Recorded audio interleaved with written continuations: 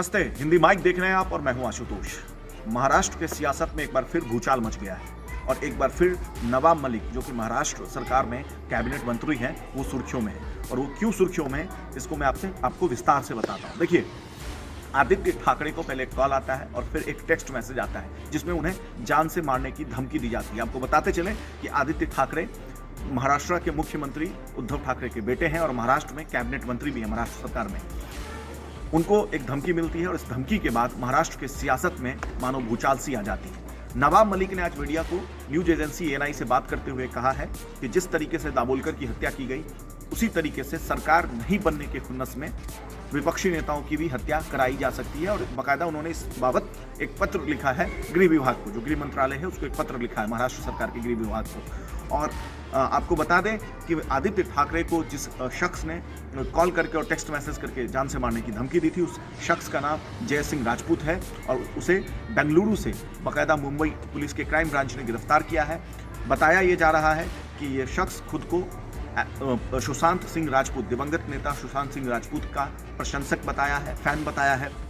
और इसने आदित्य ठाकरे को पहले कॉल किया, फिर टेक्स्ट मैसेज करके उन्हें जान से मारने की धमकी दी गई, जिसके बाद मुंबई के क्राइम ब्रांच पुलिस ने मुंबई पुलिस की क्राइम ब्रांच यूनिट जो है वो बेंगलुरु से उसे गिरफ्तार कर ली है।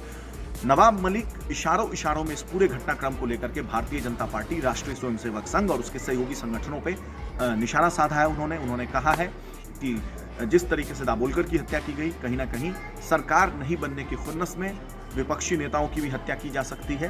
क्या कुछ कहा है नवाब मलिक ने, आप देखिए उनके इस बयान में और खुद समझ जाइएगा कि नवाब मलिक किसकी ओर इशारा कर रहे हैं। जिस तरह से आदित्य ठाकरे को धमकी का पत्र मिला है, हमें शंका है कि सरकार ना बनने के बाद जिन्होंने दाभोलकर जी की हत्या की, पानसारे जी की हत्या की, कहीं उन संगठनों से इस धमकियों के तार जुड़े हैं क्या। मुझे भी इस तरह की धमकियां आई है, जांच के लिए हमने पत्र लिखा है। हमें लगता है मामला गंभीर है। सत्ता गंवाने के बाद कुछ संगठन इसी तरह की हरकतें कर रहे हैं। मामला गंभीर है, गृह विभाग उसकी जांच करेगी और ढूंढ के निकालेंगे कि इसके पीछे कौन लोग हैं और उन्हें पकड़ा जाएगा, दंडित किया जाएगा। तो देखा आपने नवाब मलिक का ये बयान, कुछ बताने की जरूरत नहीं है, आप उनके बयान से ये समझ सकते हैं कि महाराष्ट्र में किसकी सरकार नहीं बनी थी। भारतीय जनता पार्टी की सरकार नहीं बनी थी। शिवसेना और भारतीय जनता पार्टी जो है वो साथ में मिलकर चुनाव लड़ी थी। दोनों गठबंधन को, दोनों ही सहयोगी दलों को बहुमत मिला था, लेकिन शिवसेना अलग हटके और राजनीतिक इतिहास को बदलते हुए कांग्रेस और एनसीपी के साथ मिलकर सरकार बना लेती है। और जिसके बाद से भारतीय जनता पार्टी और शिवसेना के बीच में जो है वो लगातार राजनीतिक छीटाकसी जो है वो होते रहता है। संजय राउत या शिवसेना के बाकी के प्रवक्ता को ले लें, वो लगातार जो है भारतीय जनता पार्टी के नेताओं, प्रधानमंत्री मोदी, केंद्र सरकार पर इशारों में या प्रत्यक्ष रूप से कहें आरोप लगाती रहती है। समय समय पर बदले की कार्रवाई के आरोप लगाती रहती है केंद्र सरकार पर शिवसेना।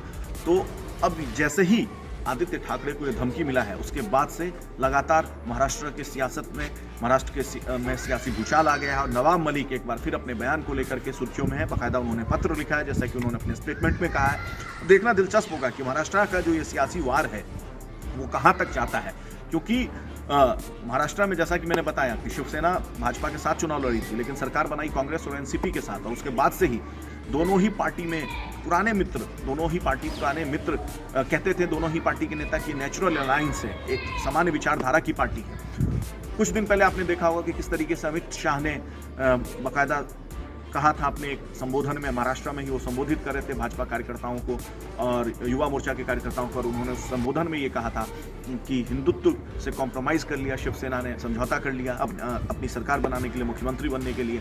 और उद्धव ठाकरे पर भी नाम लिए उन्होंने, इशारों में निशाना साधा था। तो अब ये सियासी भूचाल जो है एक कदम और आगे बढ़ गई है। लगातार इस तरीके के आरोप और प्रत्यारोप पिछले कुछ दिनों में देखने को मिला है, चाहे समीर वानखेड़े और नवाब मलिक के बीच में जो झगड़ा हुआ। आपको पता होगा कि समीर वानखेड़े जो कि एनसीबी के अधिकारी हैं, वरिष्ठ अधिकारी हैं, और उनके साथ किस तरीके से नवाब मलिक की लड़ाई कोर्ट तक पहुंच गई, थाने तक पहुंच गई। बाकायदा समीर वानखेड़े से जो है वो पूछताछ किया गया। हालांकि अब ये मामला जैसे ही शांत हुआ उसके बाद ठीक कुछ दिनों के बाद ये एक नया विवाद, राजनीतिक विवाद शुरू हो गया। मुंबई पुलिस फिलहाल इस पूरे मामले की जांच कर रही है। जैसा कि मैंने बताया कि जय सिंह राजपूत नाम के एक शख्स को बेंगलुरु से गिरफ्तार किया गया है और उसने खुद को सुशांत सिंह राजपूत का फैन बताया है। सुशांत सिंह ने जिस तरीके से कथित आत्महत्या की थी और उसके बाद जो विवाद हुआ उसमें आदित्य ठाकरे का भी सोशल मीडिया पे बहुत नाम उछला। हालांकि सीबीआई इस पूरे मामले को इंक्वायरी अभी अब तक कर रही है, लेकिन अभी तक इस पूरे मामले में सीबीआई भी किसी भी निष्कर्ष पे नहीं पहुंची है। महाराष्ट्र पुलिस पहले से इसको आत्महत्या बता रही थी, तो कह सकते हैं कि सियासी बवाल जो है वो महाराष्ट्र में रुकने का नाम ही नहीं ले रहा है। पूरी खबर पे हमारी नज़र बनी हुई है। जैसे कोई इस संदर्भ में लेटेस्ट अपडेट आएगा आप तक लेकर पहुंचेंगे। तब तक के लिए आप देखते रहिए हिंदी माइक। आप हमारे खबरों को पढ़ने के लिए हमारे वेबसाइट www.hindimic.com पे लॉगिन भी कर सकते हैं। अगर आप ये वीडियो हमारे फेसबुक पेज पे देख रहे हैं, हमारे पेज को लाइक कीजिए, हमारे यूट्यूब चैनल को सब्सक्राइब कीजिए। नमस्कार।